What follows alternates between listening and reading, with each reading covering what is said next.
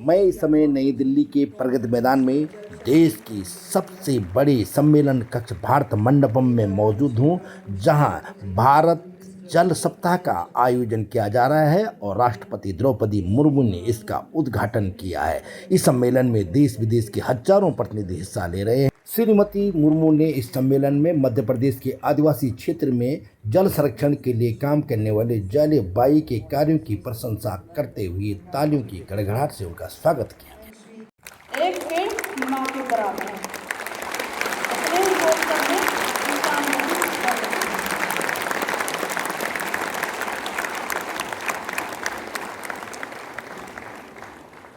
और अब आमंत्रित करते हैं मेघालय से उपस्थित मिस लैंगमिन नोंगक्लाम।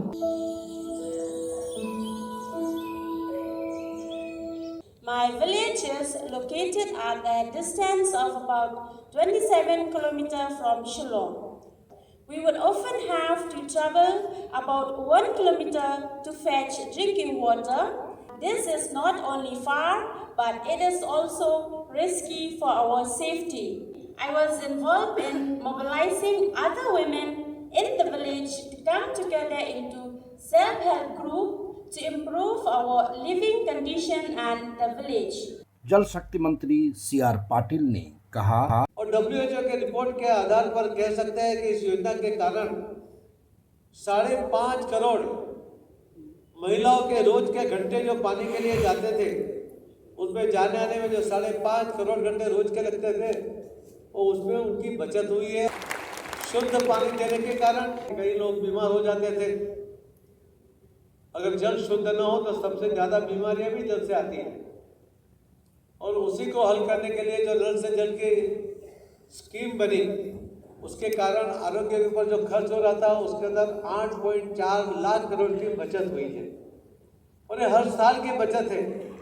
हम सब मिलकर अगर कोशिश करेंगे तो हमारे आने वाली पीढ़ियों के लिए जो पानी की समस्या ना हो, जो अटल बिहारी वाजपेयी जी ने कहा था कि तीसरा विश्व युद्ध होगा तो पानी के लिए होगा। मैं आपको विश्वास के साथ कह सकता हूं कि अगर तीसरा विश्व युद्ध भी होगा, अगर पानी के लिए भी होगा, तो उसके अंदर हमारा देश भारत में वो उसको युद्ध में नहीं होगा, क्योंकि हमारी समस्या हल करने के लिए आप सब जिस तरह से लगे हुए, जिस तरह से आप मेहनत कर रहे हो, सभी उदाहरण। राष्ट्रपति द्रौपदी मुर्मू ने कहा, सबके लिए जल उपलब्ध कराने की व्यवस्था प्राचीन काल से ही हमारे देश की प्राथमिकता रही है। आज के लगभग 2300 वर्ष पहले के ग्रंथ अर्थशास्त्र में कौटिल्य ने लिखा है कि 10 परिवार के लिए एक सार्वजनिक कुआं उपलब्ध होना चाहिए। उस ग्रंथ में उल्लेख किया गया है कि पानी के बहाव की व्यवस्था कराना नगर के अधिकारियों की जिम्मेदारी है। यदि कोई व्यक्ति पानी के बहाव को रोकता है तो उस पर जुर्माना लगेगा। सदियों की विकास यात्रा के बाद भी आज के युग में हम देखते हैं कि वाटर ड्रेनेज पर निर्मित अवरोधों के कारण बारिश होने पर जगह जगह जल भराव और बाढ़ की स्थिति उत्पन्न हो जाती है। जनजीवन उससे अस्त व्यस्त हो जाता है। हमारे समाज में जल संसाधन को बहुत मूल्यवान माना जाता है। ऋग्वेद की एक ऋचा है, अपसु अंतः अमृतम अपसु भेषजम, अर्थात जल में अमृत है, जल से औषधि, यानी जल जीवनदायी अमृत की तरह है। मानवता के लिए तथा सभी प्राणियों और वनस्पतियों के लिए भी जल का आवश्यक है। आज़ादी के अमृत महोत्सव मनाने के दौरान देश में 60,000 अमृत सरोवरों का विकास अथवा पुनरुद्धार किया गया है।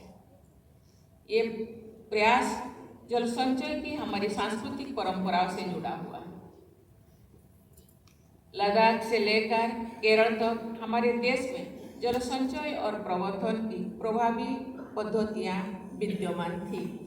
हमारे प्राचीन जल प्रबंधन प्रणालियों पर शोध होना चाहिए और आधुनिक संदर्भ में उनका व्यवहारिक उपयोग होना चाहिए। संवाद सूत्र को कृपया लाइक और सब्सक्राइब जरूर करें।